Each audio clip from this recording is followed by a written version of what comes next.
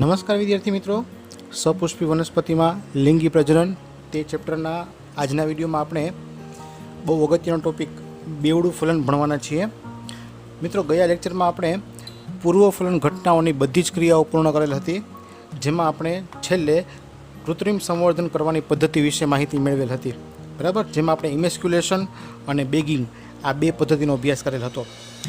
હવે જ્યારે પૂર્વ ફલનની ઘટનામાં સ્પેસિફિકલી આવૃત બીજધારી વનસ્પતિમાં જ્યારે પરાગરજ છે તે પરાગાસન ઉપર આવીને સ્થાપિત થાય ત્યાં સુધીની ક્રિયા, અથવા તો એમ કહી શકીએ કે ત્યાંથી આગળ વધી અને પરાગનલિકાનું નિર્માણ કરે ત્યાં સુધીની ક્રિયા જે છે એ આપણે પૂર્વ ફલન ઘટનામાં લઈ શકીએ. હવે જે પરાગનલિકાનું નિર્માણ થાય છે તેમાં જે બે નરજન્યુઓ હોય છે તે અંડક સુધી પહોંચે અને ફલન ક્રિયા કરશે, એટલે આપણે બેવડું ફલન એટલે કે જે ફલન ક્રિયાવિધિ છે તે સમજવાની થાય. ક્લિયર? તો આપણે એમ કહી શકીએ કે પરાગનયનને અનુસરીને ફલનની ક્રિયા થતી હોય છે, એટલે કે પરાગનયનની ક્રિયા પૂર્ણ થયા બાદ ફલનની ક્રિયા શક્ય બનતી હોય છે. પરાગાસન પર પ્રસ્થાપિત પરાગરજનો વિકાસ થાય એટલે તેમાંથી પરાગનલિકાનું નિર્માણ થાય, અને આ પરાગનલિકા પરાગવાહિનીના પોલાણમાં થઈ અને બીજાશયમાં અંડક પાસે પહોંચવાનો પ્રયાસ કરે છે. હવે એના માટે તમારે એક અગાઉ દર્શાવેલી આકૃતિ યાદ રાખવાની થશે. યાદ કરીએ, આ આકૃતિ તમે જુઓ છો તે આકૃતિમાં આપણે ભ્રૂણપૂટની રચના સમજેલ હતી કે તેમાં અંડતલીય છેડો છે, ત્યાં 3 પ્રતિધ્રુવીય કોષો, અંડછિદ્રીય છેડો છે, ત્યાં 2 સહાયક કોષો અને એક અંડકોષ, અને મધ્યમાં એક કેન્દ્રસ્થ કોષ રહેલા છે. અને આ જે પુખ્ત ભ્રૂણપૂટ છે તેને આપણે 8 કોષ કેન્દ્રીય અને 7 કોષીય એવી રચના તરીકે દર્શાવેલ હતું. બરાબર, ફરીથી જોઈ લે. પ્રતિધ્રુવીય કોષો 3, ત્યારબાદ નીચે 2 સહાયક કોષો અને એક અંડકોષ એટલે બીજા 3, 6 થયા, અને વચ્ચેનો કેન્દ્રસ્થ કોષ 1 એટલે 7 કોષીય રચના થઈ.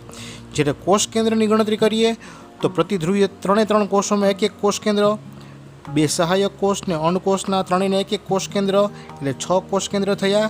જ્યારે કેન્દ્રસ્થ કોષમાં 2 કોષ કેન્દ્રો હોય એટલે 8 કોષ કેન્દ્ર થયા. ક્લિયર? આ વસ્તુ આપણે ઓલરેડી ભણી ચૂક્યા છીએ.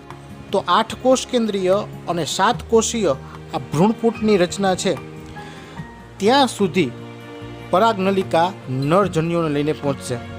બરાબર, તમે આ આકૃતિમાં પણ જોઈ શકો છો કે જે પરાગનલિકા આવે છે તેમાં સૌથી આગળ ટ્યુબ સેલ ન્યુક્લિયસ એટલે કે પરાગનલિકાનો જે મુખ્ય કોષ છે તે હશે, અને પાછળના ભાગે જે જનરેટિવ સેલ છે એ રહેલો હોય એટલે કે જન્યુ કોષ હશે. હવે મિત્રો, અગાઉ આપણે એ પણ સમજેલા હતા કે જે જનન કોષ છે એ આખો હોઈ શકે અથવા તો તે 2 નરજન્યુમાં વિભાજિત પણ થયેલ હોઈ શકે. એટલે કે જે પરાગરજ મુક્ત થઈને આવે છે તે પરાગરજ દ્વિકોષીય અવસ્થામાં પણ હોઈ શકે અને ત્રિકોષીય અવસ્થામાં પણ હોઈ શકે. ફરીથી યાદ કરી લઈ. દ્વિકોષીય અવસ્થા એટલે એક વાનસ્પતિક કોષ અને એક જનન કોષ. બરાબર, અને ત્રિકોષીય અવસ્થા એટલે એક વાનસ્પતિક કોષ અને જનન કોષમાંથી બનેલા 2 નરજન્યુઓ. એટલે અહીં તમે જે આકૃતિમાં જોઈ શકો છો તેમાં એવું દર્શાવેલ છે કે જનન કોષ એક જ છે. નેક્સ્ટ આકૃતિમાં તમે જોશો તો એ જનન કોષમાંથી 2 નરજન્યુઓ બનેલા જોઈ શકાય છે. ક્લિયર?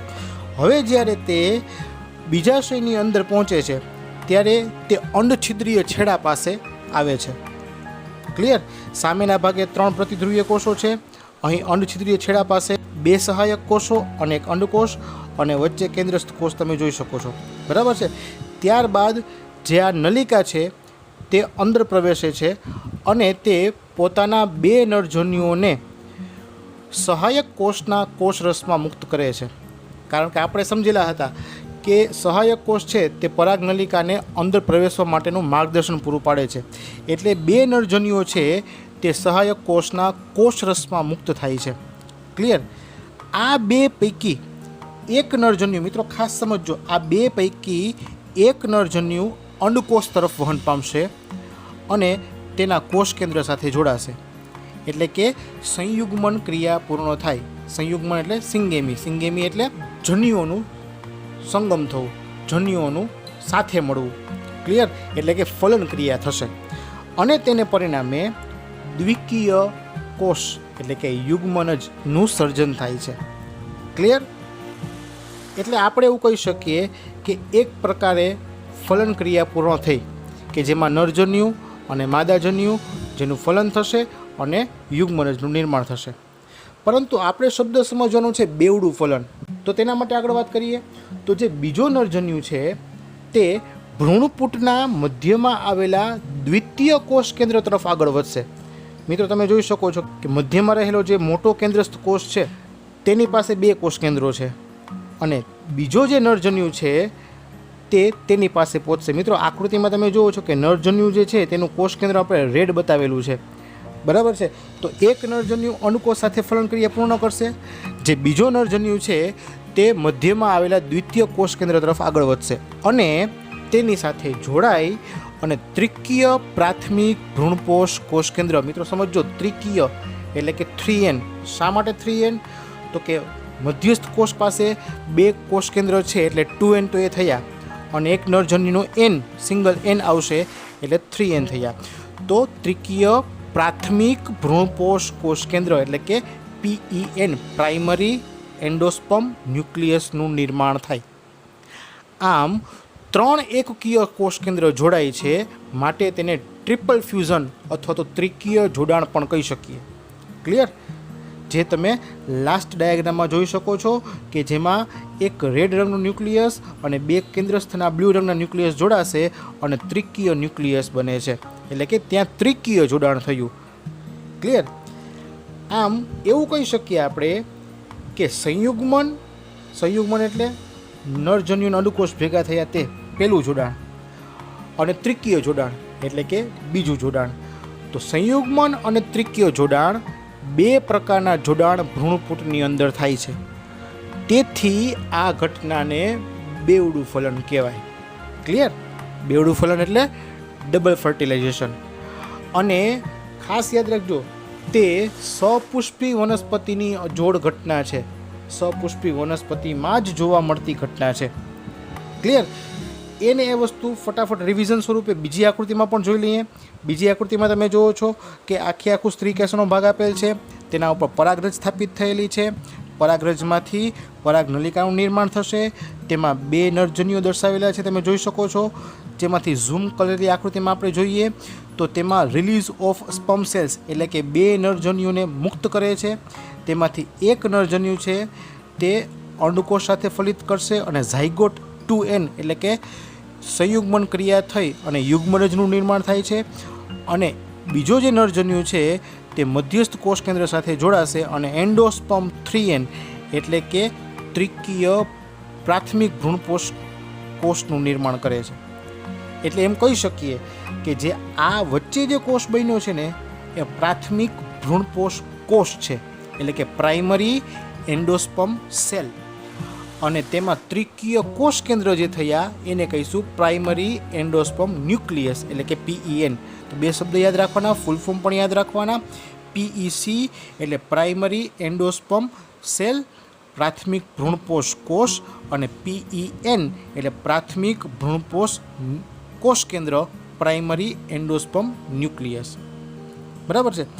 હવે મિત્રો આપણે એ પણ વાત કરી કે 2N અને 3N એટલે કે દ્વિકીય અને ત્રિકીય રચના કઈ રીતે થાય. તો એના માટે પણ એક અલગ ડાયાગ્રામ દર્શાવી શકીએ આપણે. દાખલા તરીકે તમે જુઓ છો પોલેન ગ્રેન એટલે કે પરાગરજ આપેલ છે, જેમાં એક વેજીટેટિવ ટ્યુબ ન્યુક્લિયસ એટલે કે જે પરાગનલિકાનો વિકાસ કરે છે તેનું કોષ કેન્દ્ર છે અને મેલ ન્યુક્લિયાઈ 2. બરાબર, તો એ બંને નરજન્યુઓ છે. ક્લિયર, જેને સામે ઓવ્યુલમાં તમે જુઓ છો તો તેમાં શું આપેલું છે, એક એગ સેલ છે જે સિંગલ એન્ડ છે.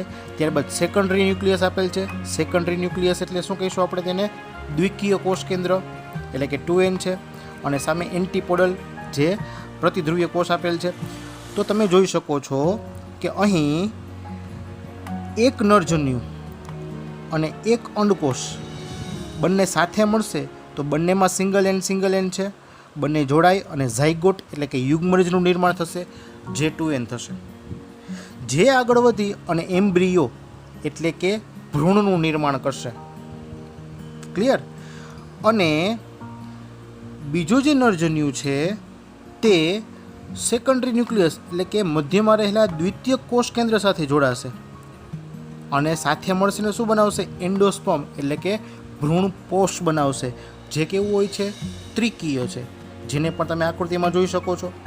બરાબર. તો આપણે એમ કહી શકીએ કે મધ્યસ્થ કોષ ત્રિકીય જોડાણ બાદ પ્રાથમિક ભ્રૂણપોષ કોષ એટલે કે PECમાં ફેરવાય છે અને તેમાંથી ભ્રૂણપોષ તરીકે તે વિકાસ પામે. બરાબર. એટલે જે મધ્યસ્થ ત્રિકીય કોષ છે તે ભ્રૂણપોષ તરીકે વિકાસ પામશે અને જે નરજન્યુ અને માદાજન્યુનું જોડાણ થયું એ યુગ્મન જ બન્યું છે, તેમાંથી ભ્રૂણનો વિકાસ થશે. ક્લિયર. હવે આ ભ્રૂણનો વિકાસ જે થાય છે તેને આપણે નેક્સ્ટ લેક્ચરમાં સમજવાનું છે, પરંતુ અહીં એક ડાયાગ્રામ સમજી લઈએ કે જે આ એ ડાયાગ્રામ આપેલી છે તેમાં તમે જોઈ શકો છો કે તેમાં PEC પણ દર્શાવેલ છે અને PEN પણ દર્શાવેલ છે. ક્લિયર. જે વિકાસ પામશે અને આગળની અવસ્થાઓ તમને દર્શાવેલ છે તે અવસ્થામાં આપણે એવું જોઈ શકીએ કે દ્વિદળી પ્રકારની જે વનસ્પતિ છે તેના ભ્રૂણ વિકાસના તબક્કાઓમાં જોઈએ તો એવું જોવા મળે છે કે સમયાંતરે શરૂઆતના તબક્કાની તુલનામાં તેમાં કદ ઘટતું જાય છે. એટલે કે આકૃતિ A તરફથી B તરફ જાઓ તો અંતે B જે આકૃતિ જોવા મળે છે તે ઘટેલા કદની હોય છે. ક્લિયર. જેની ડિટેલ માહિતી કે જેનો વિકાસ કઈ રીતે થયો એ આપણે નેક્સ્ટ લેક્ચરમાં ભણવાનો છે. હવે પહેલેથી છેલ્લે સુધીની એટલે કે પરાગરજ અને અંડકોષ તેનું નિર્માણ થાય ત્યારથી અત્યાર સુધીની બધી જ માહિતી એકસાથે ભણવી હોય અથવા સમજવી હોય તો આપણે આ આકૃતિ દ્વારા સમજી શકીએ. તમે અહીં જોઈ શકો છો કે ફ્લાવર આપેલ છે. હવે ફ્લાવરમાં તમે જુઓ તો અહીં પરાગાશય છે તેમાંથી તેનો આડો છેદ લીધેલ છે. તેના આડા છેદમાં આપણે જોઈશું તો તેમાંથી પરાગરજ મુક્ત થતી દર્શાવેલ છે. આ પરાગરજ છે તે પરાગાસન પર સ્થાપિત થશે. એ જ સમયે સ્ત્રી કેસરના ભાગનું ડેવલપમેન્ટ જોઈ લઈએ તો આ સ્ત્રી કેસરનો ભાગ, એ સ્ત્રી કેસરના ભાગમાંથી આપણે MMC એટલે કે મેગાસ્પોર મધર સેલ તેની રચના થશે. તેમાં અર્ધીકરણ થઈ અને 8 કોષ કેન્દ્રીય અને 7 કોષીય રચના દર્શાવેલી છે અને તે રચના અહીંયા સુધી સ્ત્રી કેસરમાં સ્થાપિત થયેલી છે. જ્યારે પરાગરજ જે સ્થાપિત થાય છે તેમાંથી પરાગનલિકાનો વિકાસ થાય તો તે પરાગનલિકા 2 નરજન્યુઓને લઈ અને બીજાશયના અંડક સુધી પહોંચવાનો પ્રયાસ કરે છે. નીચે અંડછિદ્રીય છેડામાંથી તે અંદર તરફ દાખલ થાય છે. અહીંયા સુધીની ક્રિયા એટલે ડબલ ફર્ટિલાઇઝેશન એટલે કે બેવડું ફલન. કારણ કે એક નરજન્યુ અંડકોષને અને બીજો નરજન્યુ છે તે દ્વિતીય કોષ કેન્દ્રવાળા મધ્યસ્થ કોષને ફલિત કરે છે. બરાબર. હવે બાકીનો જે કટકો છે, બાકીની જે 3 ડાયાગ્રામ છે તે આના પછીના લેક્ચરમાં સમજવાની છે કે જેમાં ભ્રૂણ વિકાસ, ભ્રૂણપોષ અને બીજ તેમજ ફળ નિર્માણ કઈ રીતે થાય તેની સંપૂર્ણ માહિતી નેક્સ્ટ વિડીયોઝમાં ભણશું. તો હવે આજના પ્રશ્નો લખી લઈએ. પ્રશ્ન 1, આવૃત બીજધારીઓમાં બેવડું ફલન આકૃતિ સહ સમજાવો.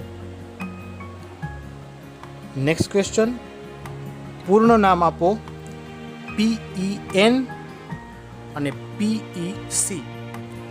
નેક્સ્ટ ક્વેશ્ચન, આપેલી આકૃતિમાં દર્શાવેલ સ્થાનોએ યોગ્ય નામકરણ કરો. મિત્રો તમારે આ આકૃતિ દોરવાની પણ છે અને જેટલા એરા મેં દર્શાવેલા છે તેની સામે તેનું સાચું નામ પણ આપવાનું છે. મિત્રો આ પ્રકારનો પ્રશ્ન મોટાભાગે MCQમાં પૂછી શકાતો હોય છે. ક્લિયર. તો વાંચતા રહેજો, તૈયારી કરજો, તમારા બીજા મિત્રો સુધી વિડીયોઝને ફોરવર્ડ પણ કરજો. જય હિન્દ.